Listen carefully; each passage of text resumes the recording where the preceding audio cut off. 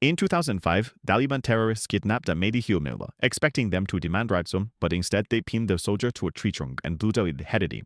Upon learning of the situation, the SEAL Command dispatched 2 Apaches and 2 Chinooks, determined to make the terrorists pay in blood. But what they never expected was that this mission would become the darkest moment for the SEAL team since its inception. At this time, 4 SEAL members conducting reconnaissance were besieged by hundreds of terrorists, each of them getting seriously injured in different areas. Facing such a powerful force, their advantage tactics and hit-and-run strategy were completely ineffective here.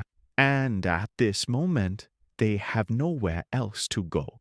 Just then, an RPG firing and all horror of Verlijan dynasty.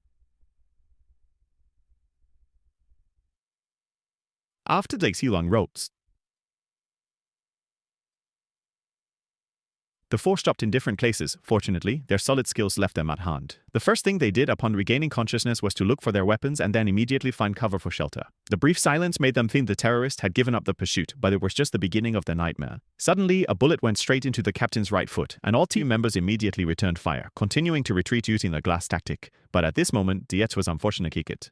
Margaret, strong and sturdy, immediately dragged him to escape, while Dietz continuously fired backwards as Sufretsky and after reaching cover, the captain took out the satellite phone, but the signal was still in their dead zone, and the enemies gave them no breathing space. Blah, worry about being cornered by the enemy again. Helplessly, they chose to jump down again, but just as Marcus was carrying beaks, a bullet went straight into Dietz's shoulder, and Marcus also tumbled down the crapking.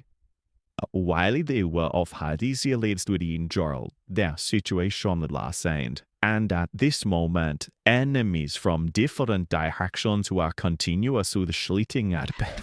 However, the satellite phone still had no signal.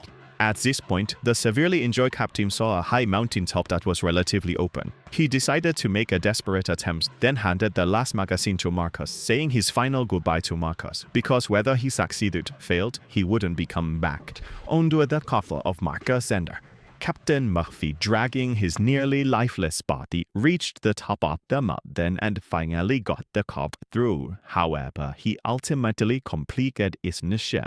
On the other side, after receiving the message, the command center immediately dispatched 2 Chinooks to prepare for the rescue. However, just as they were about to take off, the commander suddenly called a halt, stating that entering Taliban territory without Apache cargo was quite dangerous. But the officer ignored the commander's advice and forcibly took off the 2 Chinooks, which also became the catalyst for their path to an irreparable result.